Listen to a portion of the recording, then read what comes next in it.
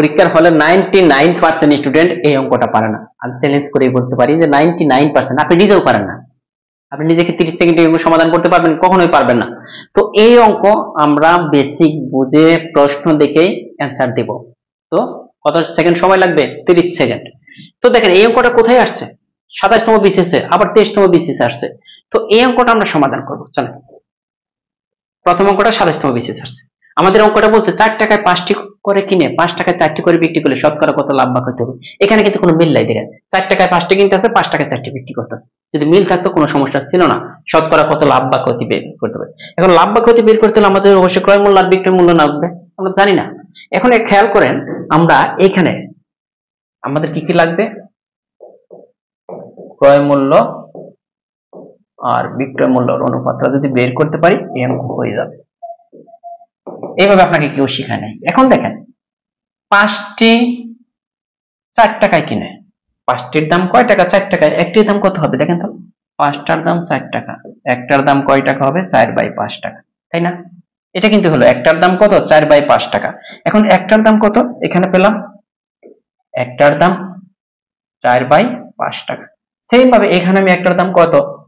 5 টাকায় 4টি বিক্রি করতেছে, তাহলে 1 টাকায় কয়টি বিক্রি করতেছে দেখেন তো?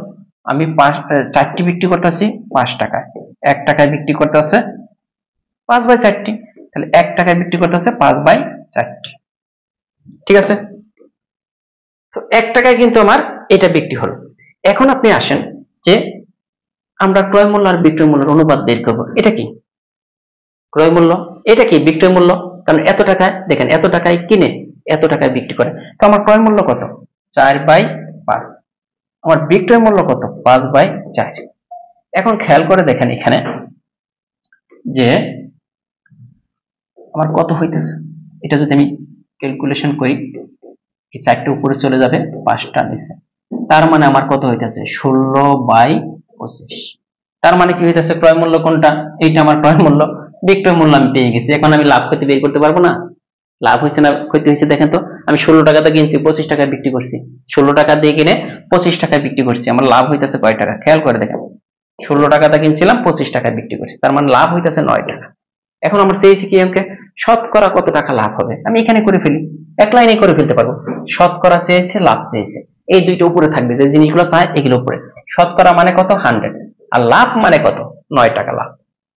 লাভ বা ক্ষতি কার উপরে হিসাব করতে হয়? বলতে হবে, বলেন। লাভ বা ক্ষতি সবসময় ক্রয় মূল্যের উপর হিসাব করতে হয়। এখানে ক্রয় মূল্য কত? 16 টাকা। এখন এটা কাটাকাটি করেন, দেখেন 56.25 আসবে। এটাই আনসার। হ্যাঁ, এখন পরের অঙ্কটা আপনি যদি শিখে থাকেন, হ্যাঁ, এই অঙ্কটা আপনার করতে হবে। কোনটা?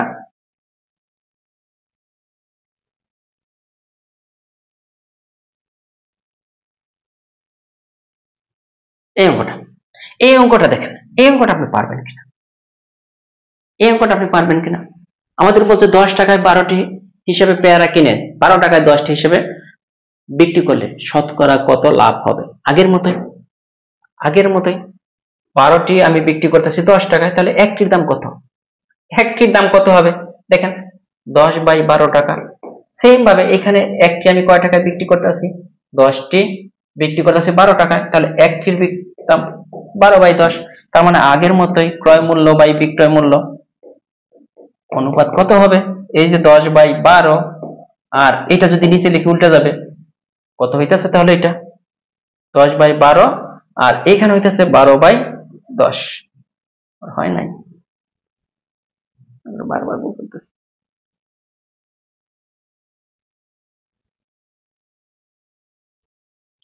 এখন এই অঙ্কটা আমরা আরেকটু সহজভাবে করতে পারি চাইলে, মানে আপনি যদি চান। ওইটা তো বেসিক, আপনি চাইলে আরেকটু শর্ট ভাবে করতে পারেন। 4 টাকায় কিনতেছি কয়টা? 5টি, এইভাবে লিখবো। আবার 5 টাকায় বিক্রি করতেছি 4টি, দেখেন 5 টাকায় বিক্রি করতেছি 4টি, তাই না? এখন এইখান থেকে আমাদের ক্রয় মূল্য বাই লাভ, ক্রয় মূল্য আর বিক্রয় মূল্য আমরা সহজে বের করে নিতে পারি একটা টেকনিকের সাহায্যে আর কি। এইখানে দেখেন, এই কোনাকুনি বরাবর গুণ করে যা হবে এটা হবে ক্রয় মূল্য।